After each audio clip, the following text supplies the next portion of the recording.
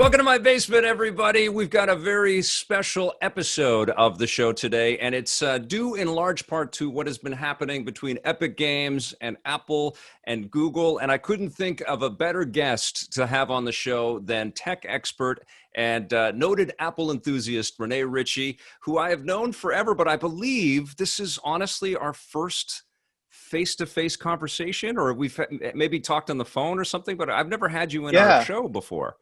Welcome. No, yeah, I feel like I remember a CES something or other, but it's been so long. It's been a long time. I think you were at a South by Southwest event and Apple products came on. I can't remember what it was, but I asked you to buy me one, I think, and you did, and you sent it to me. Or it was TVs. I think it was TV, like you're looking for a white TV. Something. Yeah. Oh, yeah. I don't know. But we've corresponded many times over the years. You're based out of Montreal, and you've had a nice long career in tech, doing all kinds of fun things. But now you're in the YouTube game, and you have your own channel, Rene Ritchie, keeping it simple. How's it going for you? It's going really well. I mean, I quit my big media job with Future right before all of this happened. So it was either really good or really bad timing. I'm not sure which yet. Well, I mean, obviously, there's a lot going on in the Apple world. They're creating their own processors. They're slowly moving away from their relationship with Intel. I saw that you just reviewed the new Imac, though, which is probably going to be one of the last computers that uses Intel, chips. What did you think of the new Imac? If you don't want to spoil, if you feel like you can spoil your review a little bit.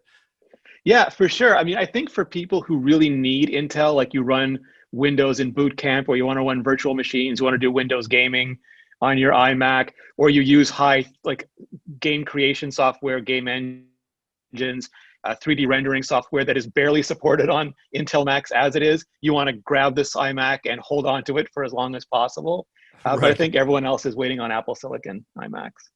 Yeah, it's exciting, right? I mean, Apple certainly throwing their weight around, throwing their muscle. I saw they were recently evaluated as a $2 trillion company at this point, which is kind of crazy because they're fighting, obviously a company that's worth many billions of dollars with Epic. Why don't you take us into exactly what happened? Because I know a lot of people have been reading, snatches of information out there, but this is it's a simple fight, but there are a lot of ramifications, and it's quite complicated as it stretches out, doesn't it? Yeah, no, absolutely. So Tim Sweeney, who runs Epic Games, he's had a bit of a history with just trying to force markets open. Like he famously took on Steam on Windows, and he made Microsoft open up HoloLens. And now he's become really successful with the Unreal Engine and with especially Fortnite.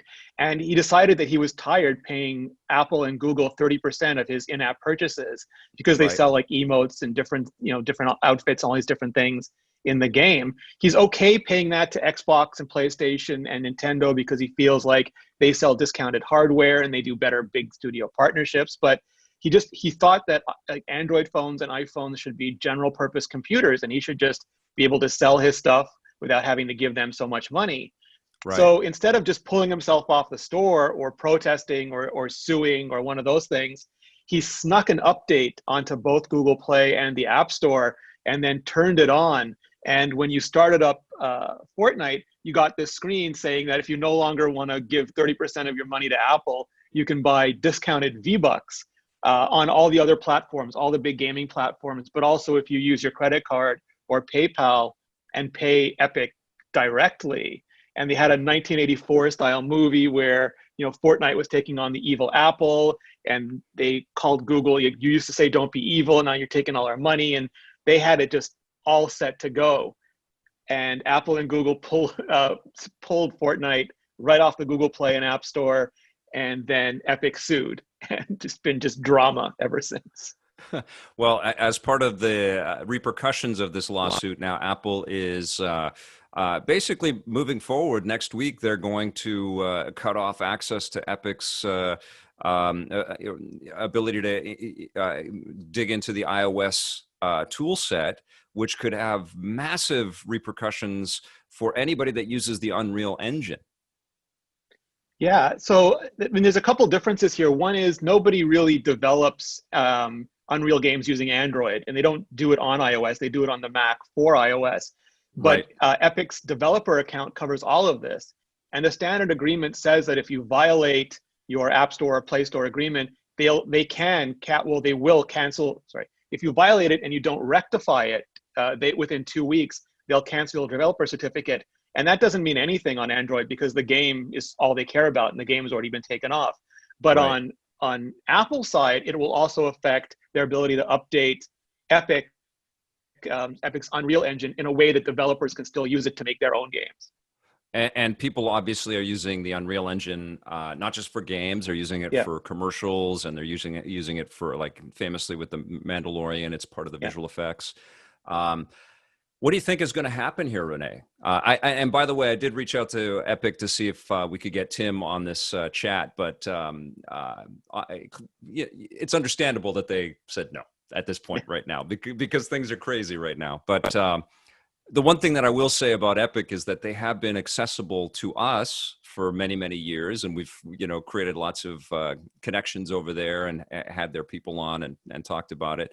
I do find that it's ironic that it's one massive company fighting another massive company. It's not quite David and Goliath here, is it? No, it's sort of like Goliath and an upstart young Goliath, because if you read the legal papers, Epic doesn't care about side loading like a lot of nerds do. They tried that on Android. It didn't work. They don't really care about alternate payment methods. They want to have the Epic Game Store on Android, on iPhone, sort of accessible, easy to get to. They want mainstream people to spend money with them instead of through Apple or Google. And so basically they want to be their own store the way Apple and Google are. I mean, there is a point there because obviously these phones are so prevalent and so sophisticated. And I think for a lot of people, and you probably have some statistical analysis that kind of backs this up a little bit, but I think a lot of people have change their PC or Mac purchasing products based on how many touch points they have through iOS. And I think that probably Apple has been shifting to its own silicon based on people using phone technology and iPad technology in such huge numbers that it's really affected the way that people interact with computers. So in a lot of ways, I think that there is some weight to the idea that these things are, they're pocket computers, but I think a lot of us use them as just regular computers. And if we can have more freedoms on regular sort of home-based systems and laptops, why can't we have more freedoms on our phones? Yeah, absolutely. I think it's clear from the design, like from Apple's point of view, in the Steve Jobs era, he created a console. He wanted a very highly managed computing appliance that is run like a console because he believed traditional computers were still inaccessible and off-putting and confusing and a little scary for the massive mainstream consumer base he wanted to sell to. He saw the nerd market as really small, but like the mass consumer market is huge. And if he could make it simple and easy for them, he thought he could sell a lot. And turns out he could. But that was also 10 years ago. And this whole consumer base has now matured along with the products. And they're more powerful. And I think everybody is more sophisticated. So there's a huge argument to be made that what was good for phones and even tablets 10 years ago, it's just no longer the same market anymore. Yeah, and clearly there's a lot of other sort of in-app purchasable apps and content that you can get through iOS, like Netflix and other subscription-based services and things like that, where it isn't quite parity with what they're taking off of something like Fortnite, right? And so I think Epic they've got some ammunition in their conversation with Apple. What does a company like Apple really, apart from money, apart from taking a hit on that 30%, Apple and Google, what do they really stand to lose by allowing Epic to sort of manage their marketplace with Fortnite? But then also, I think their real motive here is to eventually get the Epic Game Store on iOS and Android as well. What does Apple stand to lose by allowing that? I don't think it's so much in terms of what they stand to lose, because even though in-app purchases in games is one of like the best services revenues, it's still relatively small. I mean, compared to everything else that people do on all these devices, and certainly compared to how much money Apple makes off the iPhone and Google makes off of search, for example. So it'd probably be like a $1 billion hit is a lot of money, but when you're making $200 billion, it's all relative. But I think for them, it's two things. One is that they're sort of ill prepared. And we saw that with Xbox streaming as well. They were built in a world where apps were little binaries that you paid for and downloaded.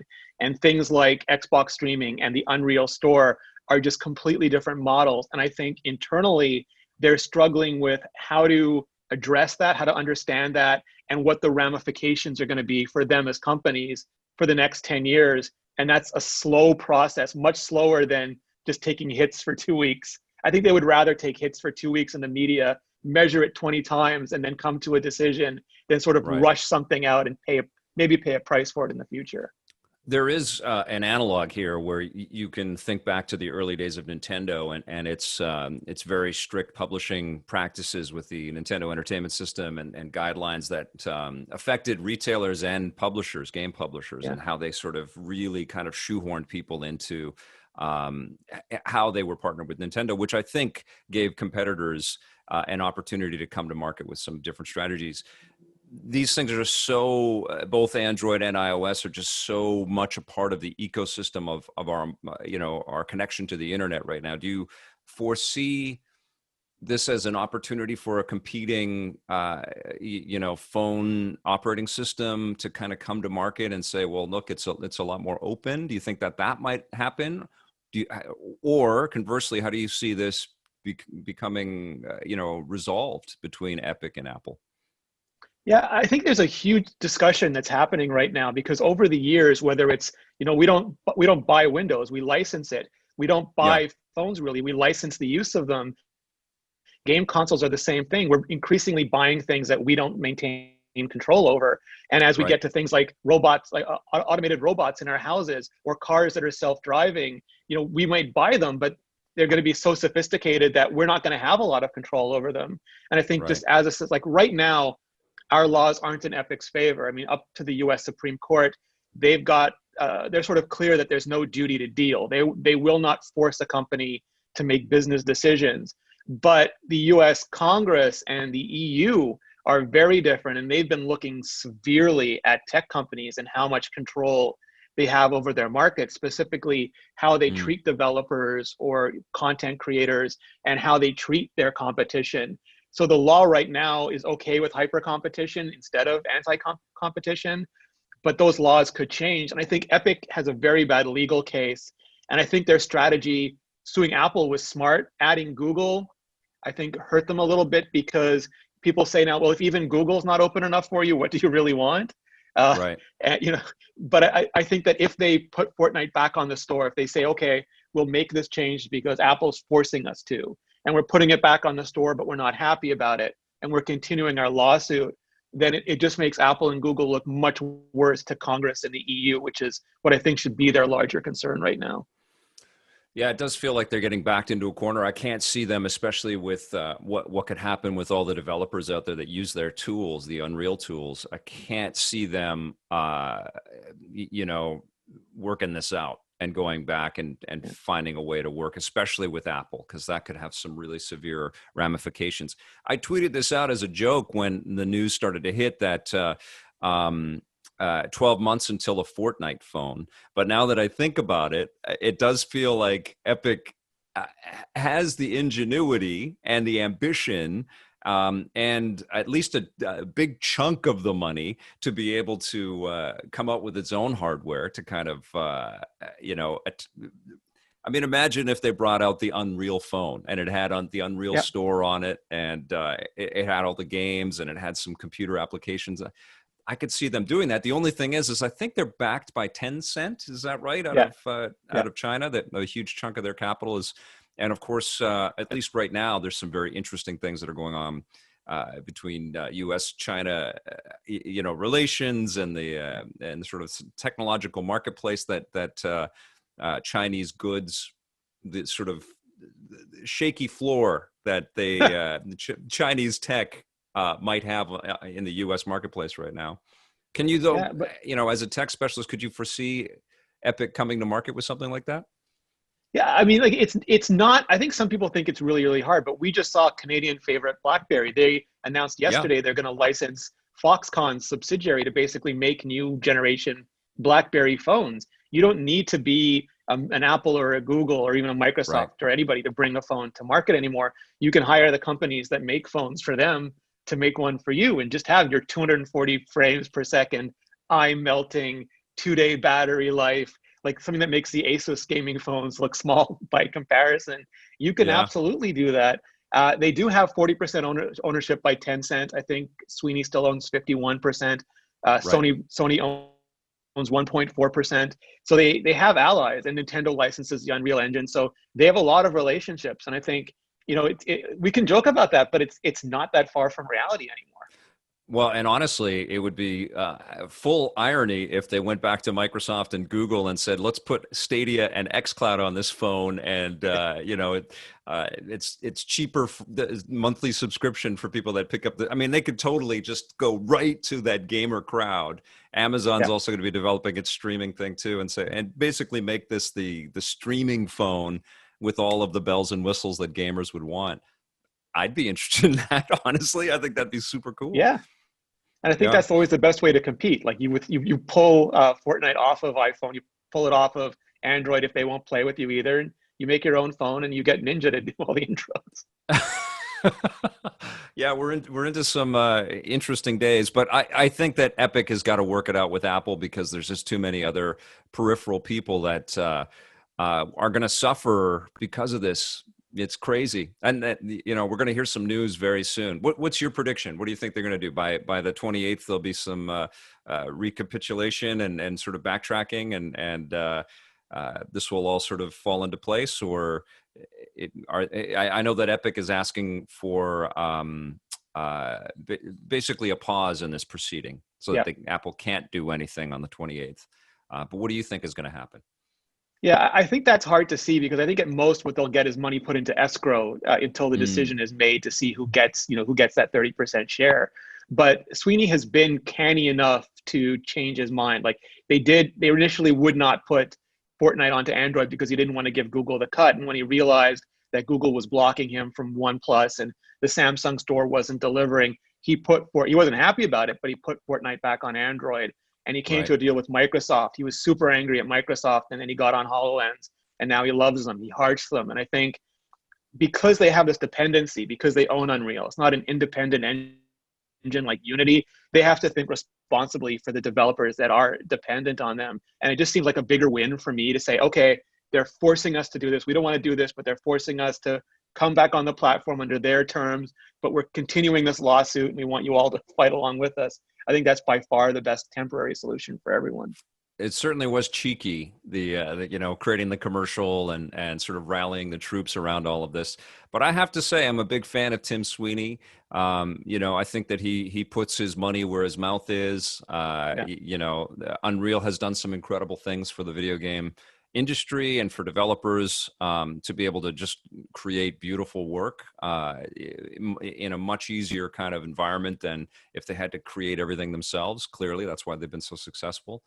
And I think it's probably a good thing to have a human face so out front like this, trying to at least challenge our conceptions around all of these rights issues and these freedom issues with regards to Yeah. technology, right? Yeah. I I mean, mean, if they're such if I was his monopolies these lawyer, though, I days. would say like just stay off Twitter for a while because anything you Yeah, say on Twitter can and will be used against you, and settle those lawsuits from like Carlton from Fresh Prince who wants his dancing money. Make sure there's like nothing left of that kind of stuff, and then right. build the story you want Apple and Google to be. Like lead by example here, because if this gets in front of a court or in front of a jury, you want to show that you're like the model of what app stores and play stores can be going forward.